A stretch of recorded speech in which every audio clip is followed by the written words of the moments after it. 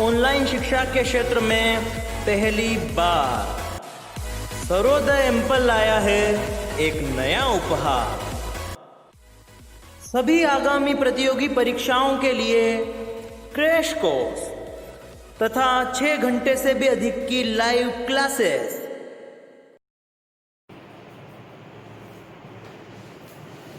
नमस्कार सभी साथियों को, स्वागत है आपका हमारे इस बेहतरीन क्रैश कोर्स में जो सीधा आपको आपकी मंजिल तक पहुंचा देगा। जमीन से उठा के डायरेक्ट आसमां की ऊंचाइयों को छूने में आपके लिए बहुत ज्यादा मददगार साबित होगा।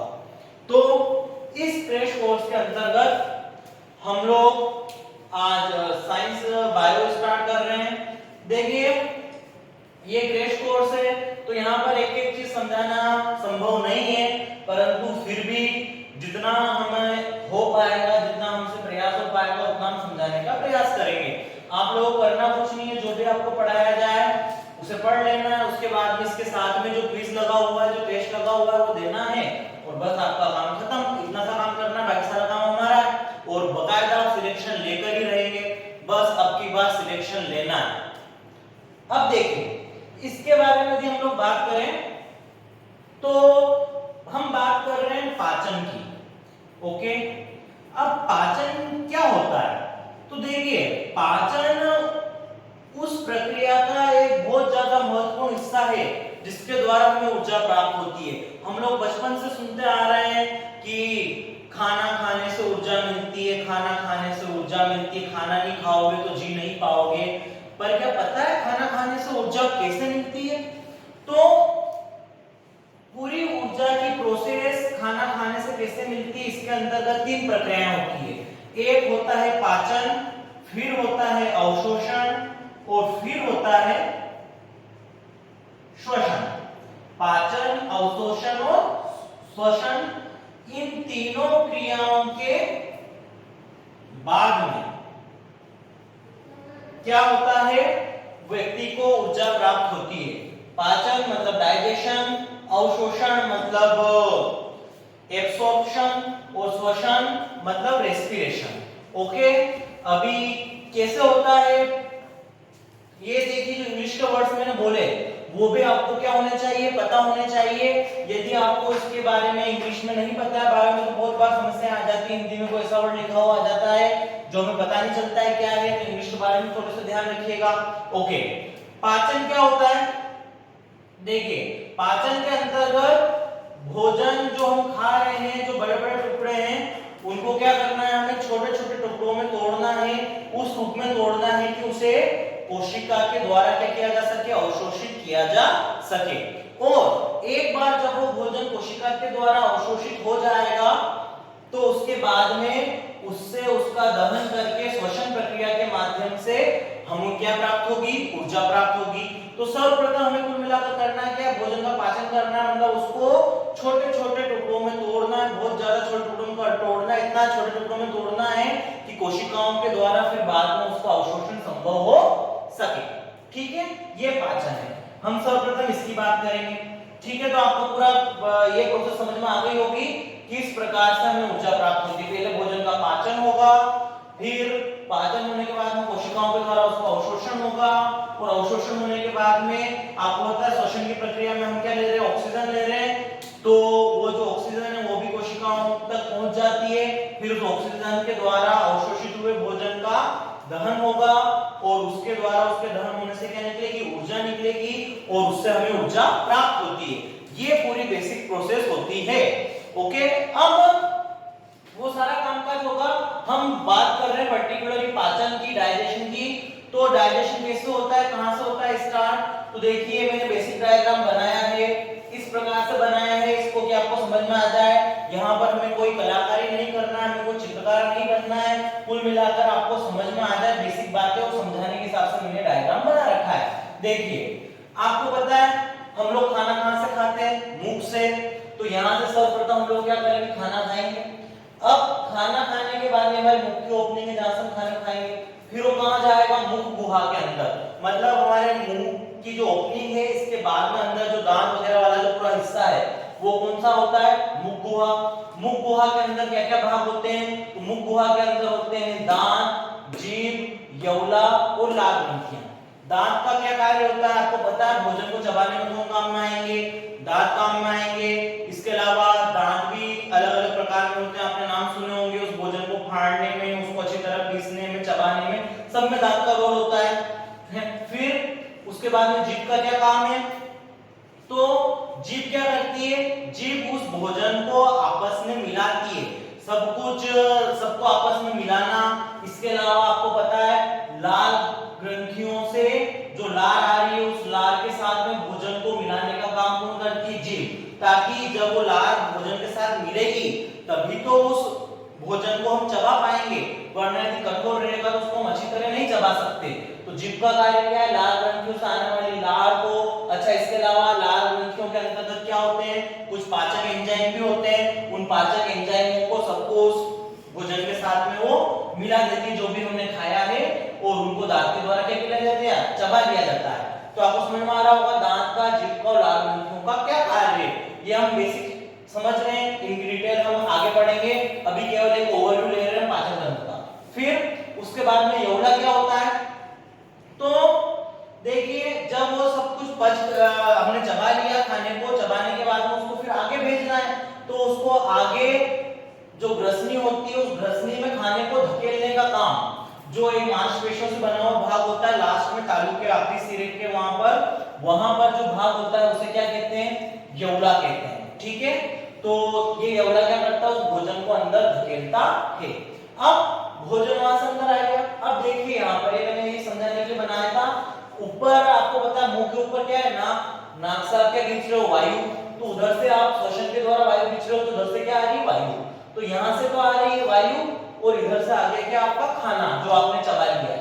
अब दोनों आकर मिल जाते हैं कहां पर? ग्रसनी में। अब जब ये दोनों आकर ग्रसनी के अंतर्गत मिल गए, मतलब खाना और वायु दोनों एक साथ चलती है, तो परीक्षा में यहां से एक प्रश्न और ये भी बनता है कि खाना तथा वायु दोनों के लिए उभयनिष्माल कौन सा होता है? तो ग्रसनी। पर जो वायु हमने खींची उसका अलग कार्य और खाने का अलग कार्य है, तो दोनों को हमें अलग अलग करना होगा। तो यहां से देखिए ग्रसनी के बाद में दो अलग अलग मार्ग हो जाते हैं। एक तो होती है श्वास नली, जो आगे की ओर होती है। ये मान लो कोई व्यक्ति ऐसा खड़ा हुआ है, जैसे मैं खड़ा हुआ हूं, तो आगे की साइड रहेगी श्वास नली, और पीछे की साइड क्या रहेगी? पीछे के साइड रहता है आपका फूड पाइप, जिसको हम बोलते हैं क्या? ग्रसिका। इस साइड वाला ग्रसिका, फूड पाइप, और ये जो है क्या है? श्वास नली। फिर यहां से भोजन अंदर जाता है ग्रसिका से, और श्वास नली के द्वारा क्या आपकी जो वायु है वो आगे चली जाएगी, और पूरी श्वसन की प्रक्रिया होगी, जो मैंने यहाँ पर बना नहीं रखा है, क्योंकि श्वसन नहीं पढ़ रहे हैं, पाचन पढ़ रहे हैं, तो श्वास नली के बाद में आगे पहुंच जाएगा। अब उसके बाद में क्या होगा? जो आपने भोजन वहां पर चबा रखा है वो यहाँ ग्रसिका में आ जाता है। अच्छा, ये कौन श्योर करेगा कि हमारा भोजन ग्रसिका में ही आया, श्वास नली में नहीं चला जाए? तो इसके लिए क्या होता है? यहाँ पर एक दरवाजे के टाइप, एक ढक्कन टाइप होता है, जिसे बोलते हैं एपिग्लोटिस।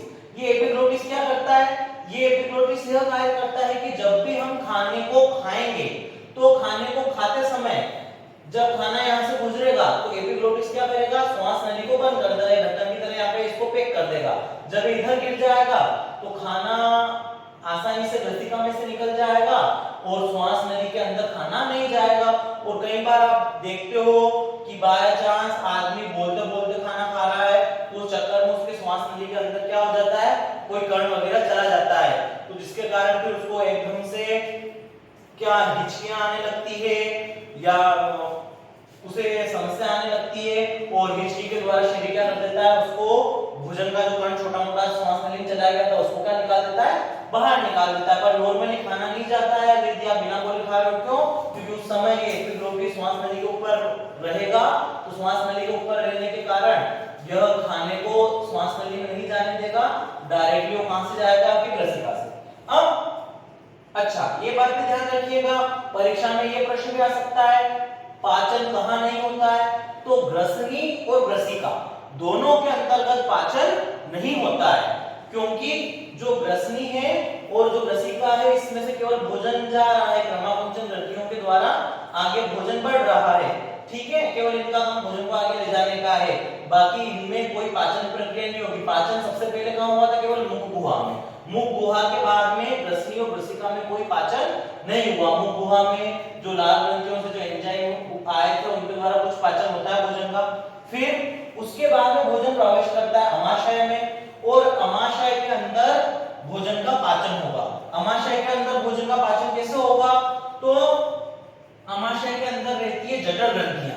जो जठर ग्रंथियां होती है वो जठर ग्रंथियां विशेष प्रकार के रस का स्राव करती है। इसके अंतर्गत HCl अम्ल वगैरह होता है, और उसके द्वारा अमाशय में बहुत सारे भोजन का क्या हो जाता है? पाचन हो जाता है। अब ये भी ध्यान रखिएगा कि यहाँ पर जो जठर रस होता है उसके अंतर्गत कौन होता है? HCl। कौन होगा जठर रस के अंतर्गत? HCl। अब ये जो HCl है ये अम्ल है, और आपको पता है हमारे शरीर के नाजुक नाजुक अंग उनको नुकसान पहुंचा सकता है, पर अमाशय की दीवार तो विशेष रूप से मजबूत बनी होती है, तो अमाशय की दीवार को तो HCl कुछ नहीं कर सकता।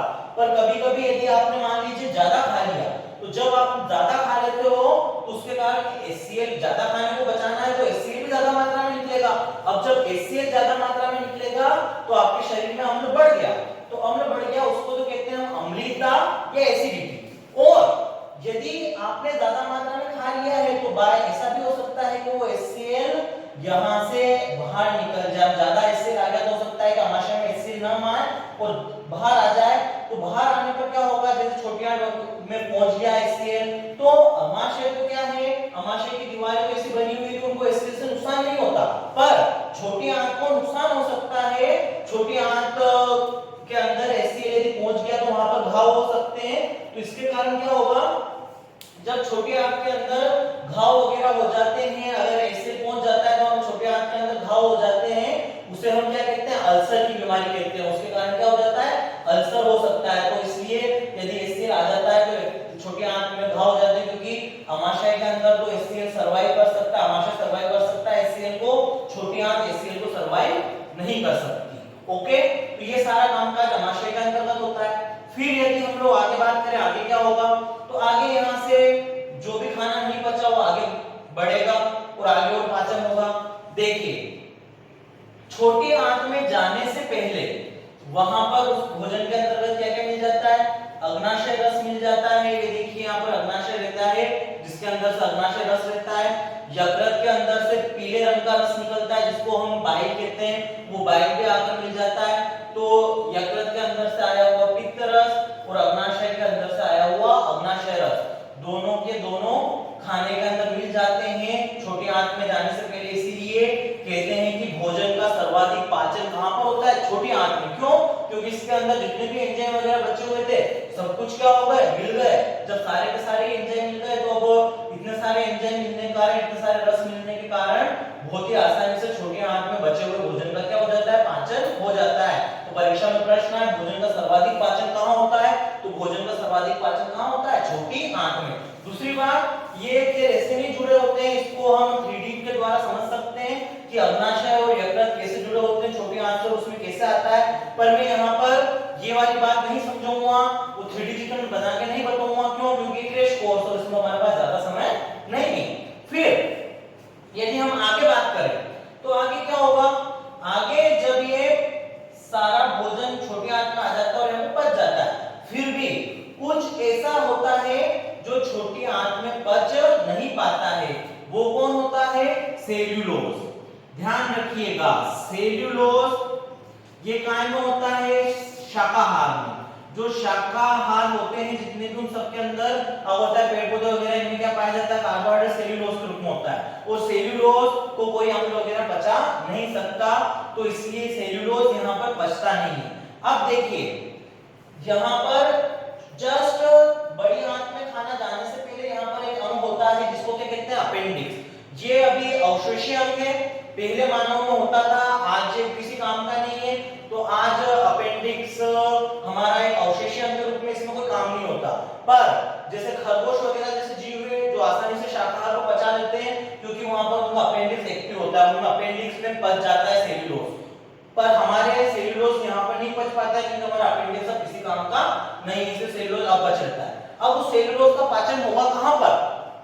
तो सेल्यूलोज का पाचन होता है, फिर यहाँ से जब बड़ी आंत में जाता है तो बड़ी आंत के अंदर कई सारे जीवाणु होते हैं, वे जीवाणु क्या करते हैं, वो सेल्यूलोज को धीरे धीरे क्या करते हैं, पचाते हैं। मतलब कहने का मतलब ये है कि कभी आपसे कोई प्रश्न पूछ ले कि कौन आसानी से पचता है, शाकाहार या मांसाहार, तो ध्यान रखिएगा मांसाहार आसानी से पच जाता है, शाकाहार आसानी से नहीं पचता, उसको पचाने के लिए पूरी बड़ी आंत में प्रोसेस होगी और अंत में यहां से जो भी खाना पच गया वो कोशिकाओं में अवशोषित हो जाएगा और जो भी बच जाएगा वो आपको पता ही है मलाशय, और मलाशय के बाद में मलाशय के वहां से गुदा के द्वारा क्या निकल जाता है, वो खाना बाहर निकल जाता है। ये सारी प्रोसेस होती है। इसके अंतर्गत एक और बात ध्यान रखिए, छोटी आंत और बड़ी आंत में से ज्यादा लंबाई किसकी होती है, तो यदि बात करूं मैं लंबाई की तो लंबाई ज्यादा होती है छोटी आंत की ना, small intestine greater than large intestine, बड़ी होती है छोटी आंत, लंबाई ज्यादा होती है छोटी आंत की, परंतु इस छोटी आंत को छोटी आंत क्यों कहते हैं, छोटी आंत को छोटी आंत कहने का कारण यह है कि इसकी चौड़ाई कम होती है, देखिए छोटी सी है और ये इस बड़ी आंत की चौड़ाई ज्यादा है, इसलिए इसकी चौड़ाई कम होने के कारण छोटी आंत को छोटी आंत कहते हैं और इसकी चौड़ाई ज्यादा होती है इसलिए इसको बड़ी आंत कहते हैं। परंतु ध्यान रखिएगा छोटी आंत की लंबाई हमेशा बड़ी आंत की लंबाई से क्या होती है, ज्यादा होती है। ठीक है, तो ये मैंने आपको एक पूरा ओवरव्यू बता दिया किसके बारे में, आहार नाल के बारे में, और समझाने का प्रयास किया है कि अधिकतर चीजें आपके समझ में आ जाए। अब इसके अंदर जैसे मुंह बुहा की डिटेल और भी छोटी मोटी छोटी आंत की डिटेल है, जो भी चीजें बची हुई है वो सब हम आगे बताते रहेंगे आपको, पर सारी चीजें स्पीड में चलेगी क्योंकि हमारे पास समय नहीं है, ये क्या है, फ्रेश कोर्स है। और ध्यान रखिएगा यहां से एक और बात हमने सीखी, मांसाहार आसानी से पच जाता है, शाकाहार आसानी से नहीं पचता है। तो ये इसमें एक चीज और बहुत बार प्रश्न पूछ लेता है कि किसकी आहार नाल बड़ी होगी, तो आहार नाल क्या काम कर रही है, खाने को पचाने का, तो जिसका खाना आसानी से नहीं पच रहा, मतलब शाकाहार का खाना आसानी से नहीं पच रहा, इसलिए शाकाहारी की जो आहार नाल होती है, शाकाहारी की जो क्या होती है आहार नाल, वो हमेशा ध्यान रखिएगा मांसाहारी की आहार नाल से क्या होती है, बड़ी होती है। ओके, तो ये सारे फैक्ट्स मैंने आपको बता दिए इंपॉर्टेंट, और फिर जो भी कुछ बचे हुए थोड़े बहुत फिर एक दो साइड और आ जाएंगे और आपकी चीज क्या हो जाएगी, कवर हो जाएगी। ठीक है, ओके, तो मिलते हैं